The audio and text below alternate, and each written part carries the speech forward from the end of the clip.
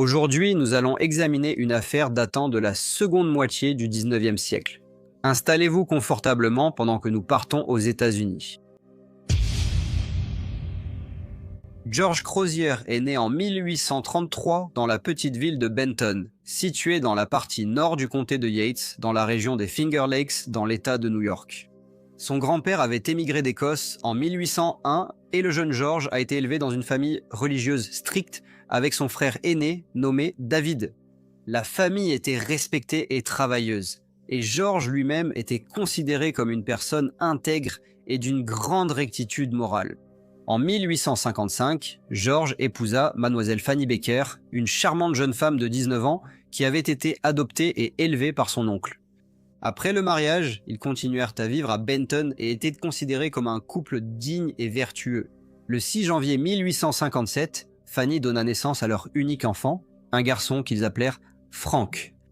La vie suivit son cours pour la famille Crozier, et les années suivantes virent de nombreux changements aux États-Unis. Après la guerre de sécession, le pays commença à se transformer en une nation industrielle et urbanisée. Il y eut beaucoup d'innovations technologiques. Le réseau ferroviaire s'étendait, l'économie croissait et la production agricole augmentait.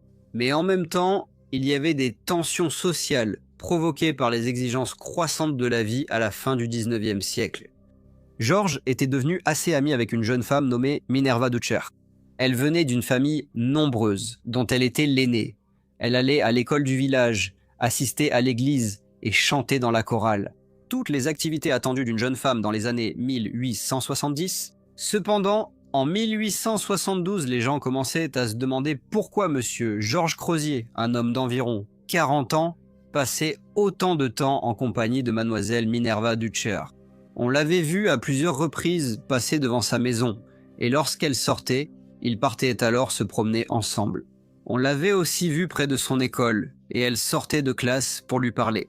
Il lui faisait aussi passer de petits messages qu'il avait écrits auparavant, et bien sûr, il la voyait à l'église. Entre 1872 et 1875, il semblait que tout le monde à Benton savait que M. Crozier était épris de mademoiselle Dutcher, et il semblait qu'elle partageait ses sentiments. Le 15 juillet 1875, Madame Fanny Crozier, une dame qui avait jusque-là joui d'une très bonne santé, tomba soudainement malade. Elle avait de fortes douleurs à l'estomac, qu'elle imputait à la consommation de concombres. Elle s'alita et, bien qu'elle se sentît mal au cours des jours suivants, elle commença à aller un peu mieux pendant cette période. Son mari lui rendait visite régulièrement. Cependant, le 27 juillet, elle recommença à se sentir mal. Une amie nommée mademoiselle Sarah Towner passait devant la maison et vit monsieur Crozier assis sur son porche. Elle lui demanda si madame Crozier était à la maison, et il répondit qu'elle l'était, mais qu'elle ne se sentait pas bien et s'était alitée. Madame Towner se rendit dans la chambre et vit que Fanny semblait être en grande détresse. Elle vomissait et se plaignait de terribles douleurs à l'estomac. Madame Towner demanda à monsieur Crozier pourquoi il n'avait pas fait venir un médecin pour sa femme. Mais monsieur Crozier haussa simplement les épaules et répondit qu'un médecin l'avait déjà vu et lui avait donné des poudres de sous-nitrate de bismuth que monsieur Crozier dit avoir préparées pour sa femme selon la prescription du médecin. Il pensait que le rappeler ne servirait à rien. Madame Towner décida d'aller parler elle-même au docteur Barber. Elle lui expliqua que son amie Madame Crozier n'allait pas du tout bien, et le docteur Barber accepta alors d'aller la voir de nouveau ce soir-là. Il arriva vers 9h et constata que l'état de Madame Crozier ne s'était pas amélioré. Elle souffrait d'un ventre gonflé, d'une gorge sèche et d'un pouls rapide. Le docteur Barber prépara un autre médicament et expliqua à monsieur Crozier exactement comment il devait être administré. Il dit qu'il reviendrait le lendemain matin pour examiner la patiente. Le lendemain matin, Madame Crozier n'allait pas mieux et le docteur lui dit de continuer à prendre le médicament. Le lendemain, jeudi 29 juillet, le fils de monsieur et madame Crozier, nommé Frank, arriva très tôt chez le docteur Barber et l'informa que sa mère était dans un état particulièrement grave. Le docteur Barber se rendit immédiatement chez les Crozier. Il était alors 6h du matin et madame Crozier était incapable de parler et ses pupilles étaient contractées. Le docteur James Allen vint également prêter assistance. Il suggéra qu'elle serait peut-être plus à l'aise si on la déplaçait dans le salon, mais peu de temps après, madame Fanny Crozier mourut. Monsieur Crozier dit au docteur Barber qu'il ne voulait aucune autopsie de sa femme et qu'il était inquiet, car il savait qu'une autre dame décédée quelques années plus tôt avait été découpée. Il souhaitait enterrer sa femme et disposer de temps avec son fils pour faire leur deuil. Aujourd'hui, nous allons examiner un type de cas différent, celui d'un homme nommé John, qui possédait une fortune, mais a commis une erreur fatale qui lui a tout coûté. John a investi tout ce qu'il possédait dans une entreprise qui semblait solide comme le roc, pour découvrir un mois plus tard qu'elle avait fait faillite. Il a tout perdu, et ce n'est pas surprenant, car des études montrent que 66% des investisseurs admettent avoir pris au moins une décision d'investissement qu'ils regrettent. S'il avait eu une plateforme comme Mintos, je suis sûr que son histoire aurait été différente. Mais qu'est-ce que Mintos ? Me demanderez-vous. En termes simples, vous prêtez de l'argent à des entreprises ou à des particuliers et vous gagnez des intérêts fixes en retour. Sur la plateforme Mintos, tout est si simple. Le rendement de chaque prêt est affiché dès le début. Le risque est clair et les paiements quotidiens offrent un revenu passif prévisible. Le tout simplement. Sur la plateforme, je peux filtrer les prêts selon le rendement que je souhaite, le niveau de risque avec lequel je suis à l'aise et même la durée du prêt. Mintos propose également des portefeuilles automatisés. Donc vous n'avez pas à tout surveiller en permanence pendant que vos rendements sont réinvestis automatiquement. Avec Mintos, le rendement moyen des prêts est de presque 11%.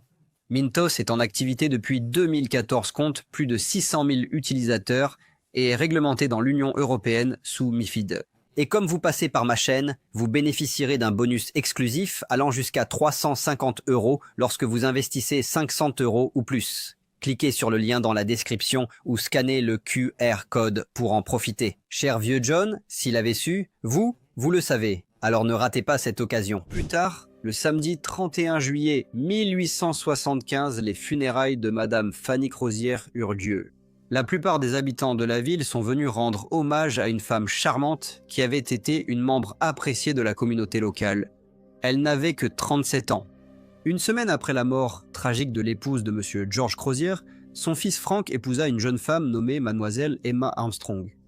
Frank pensait que son père avait besoin de soutien, alors lui et sa femme sont allés vivre avec lui. Cependant, à la fin du mois d'août, Mademoiselle Minerva Dutcher emménagea également dans la résidence Crozier. Apparemment, George l'avait engagée pour travailler comme gouvernante. Emma lui a dit qu'elle s'occuperait de la maison et que Frank l'aiderait. Donc, il n'était pas nécessaire qu'il engage Mademoiselle Dutcher. Monsieur Crozier, cependant, l'informa que la malle de la jeune femme était déjà arrivée à la maison et qu'il n'était plus utile d'en parler davantage. On avait vu Monsieur Crozier passer des billets à Minerva à l'église seulement quelques jours après la mort de sa femme. On l'avait également vu la retrouver au cimetière où sa femme était enterrée et marcher avec elle en direction de sa maison. Des rumeurs sur une relation inappropriée entre Monsieur Crozier et Mademoiselle Dutcher circulaient à Benton depuis longtemps, bien avant la mort de Madame Crozier. Mais à présent, on spéculait que la cause du décès de Madame Fanny Crozier pouvait être liée à quelque chose de bien plus sinistre. Certaines amies de Madame Crozier soupçonnaient depuis longtemps que sa mort n'était pas simplement due à une maladie soudaine. Et en octobre 1875, 3 mois après sa mort, le coroner ordonna que son corps soit exhumé et que le contenu de son estomac et de son foie soit examiné. Les docteurs Frank Tompkins, James Waddell et Barber reçurent l'instruction de se rendre sur la tombe de Madame Crozier afin de prélever des organes vitaux qui pourraient ensuite être analysés. Ils avaient l'intention de prélever l'estomac, mais le corps était très décomposé et ils ont donc extrait les poumons et le cœur à la place. Après avoir constaté leur erreur, ils sont revenus à la tombe pour prélever l'estomac et une partie du foie de la défunte. Ces organes ont ensuite été placés dans des bocaux et envoyés au professeur John Tauler, qui était professeur de chimie et de toxicologie au Collège médical de Genève, à New York. Le professeur Tauler a découvert qu'il y avait des traces assez importantes d'arsenic dans l'estomac de Madame Crozier, et cela avait sans aucun doute causé sa mort. Monsieur George Crozier a alors été arrêté et accusé de meurtre. La petite ville de Benton a été choquée qu'un citoyen aussi respectable que Monsieur George Crozier soit arrêté et accusé du meurtre de sa femme. Il a affirmé qu'il était innocent et de nombreux habitants le croyaient. Son procès a commencé le 6 mars 1876 au palais de justice de Penn Yan, un village incorporé du comté de Yates dans l'État de New York. Monsieur Crozier a plaidé non coupable. L'accusation a exposé les faits de l'affaire. Ils ont affirmé que l'accusé, âgé de 42 ans, avait empoisonné sa femme, Madame Fanny Crozier, âgé de 37 ans, car il voulait être avec mademoiselle Minerva Dutcher, une jeune femme de 18 ans dont il était très épris. Plusieurs témoins ont été appelés pour soutenir l'accusation. Mademoiselle Sarah Towner a expliqué avoir assisté au décès de Madame Crozier. Monsieur Robert Paul a indiqué au tribunal qu'il gérait le cimetière et était présent lors de l'exhumation du corps de Madame Crozier pour des tests toxicologiques. Dr Tompkins, Waddell, Barber, Allen Stevens ainsi que le professeur Towler ont tous témoigné. Le docteur Barber a décrit les remèdes qu'il avait préparés pour Madame Crozier pendant sa période de maladie, et le professeur Towler a expliqué comment il avait recherché la présence de poison dans le corps de Madame Crozier et comment il avait découvert la présence d'arsenic. D'autres témoins ont raconté comment Monsieur Crozier passait autant de temps que possible en compagnie de Mademoiselle Dutcher. Minnie Truesdale a affirmé au tribunal que Mademoiselle Minerva Dutcher avait travaillé chez les parents de Minnie Truesdale. Elle a dit que Monsieur Crozier venait souvent et que Mademoiselle Dutcher sortait par la porte arrière pour lui parler, ce qui arrivait régulièrement. Charles Truesdale, frère de Minnie Truesdale, a confirmé son histoire.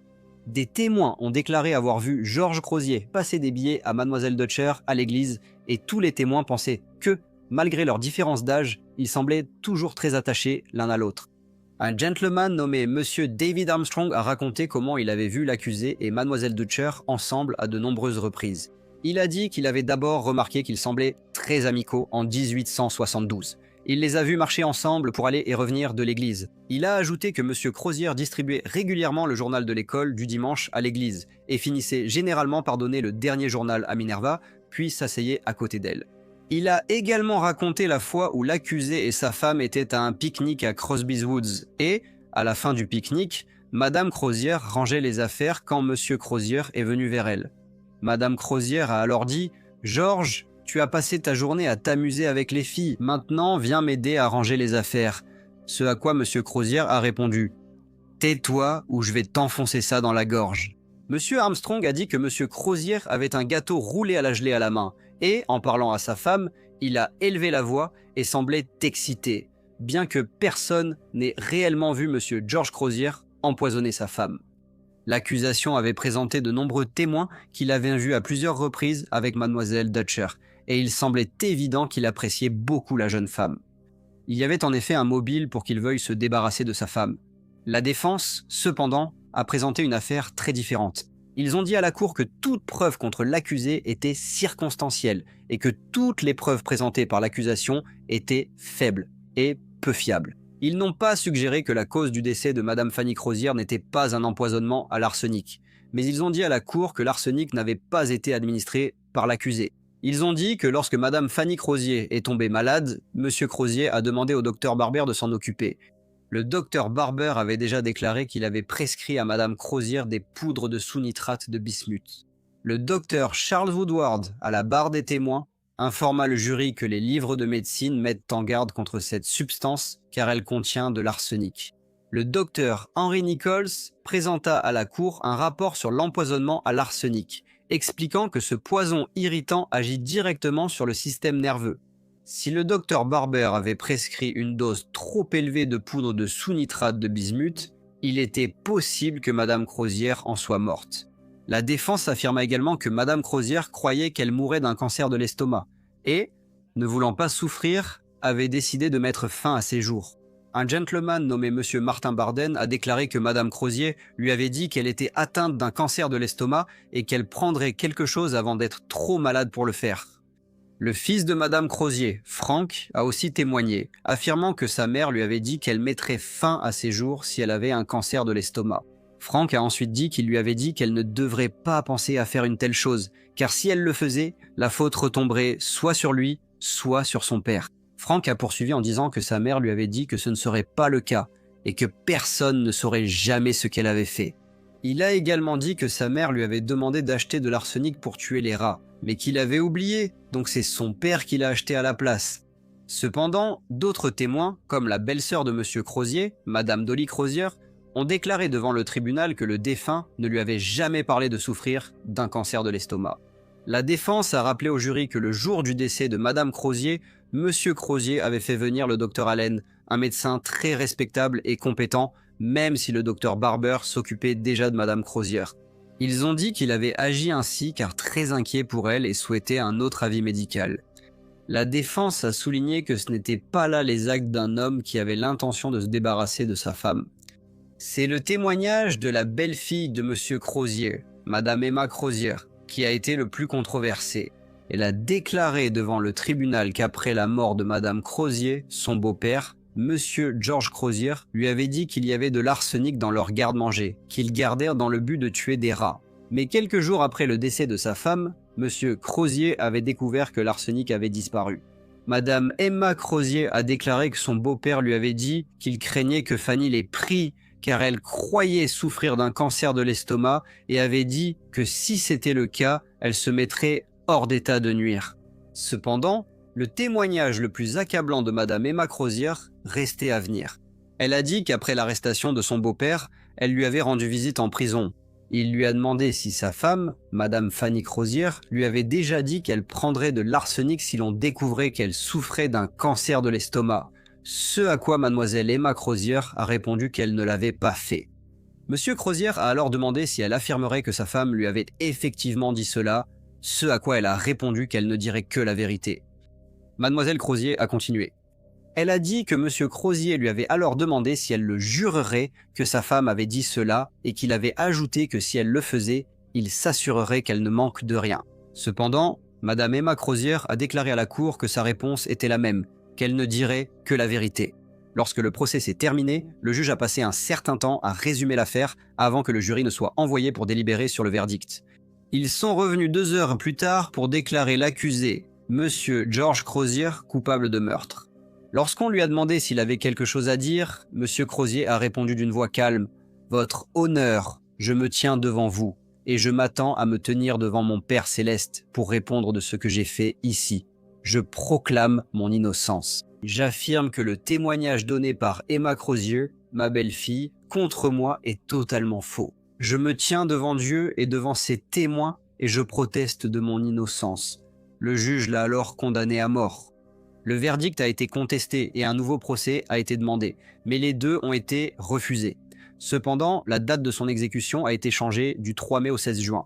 Cela a laissé suffisamment de temps pour qu'une pétition demandant la commutation de la peine soit présentée au gouverneur de l'État. Finalement, il a été convenu que la peine serait commuée en prison à vie, mais à condition que la défense accepte le verdict de culpabilité et ne réclame pas un nouveau procès.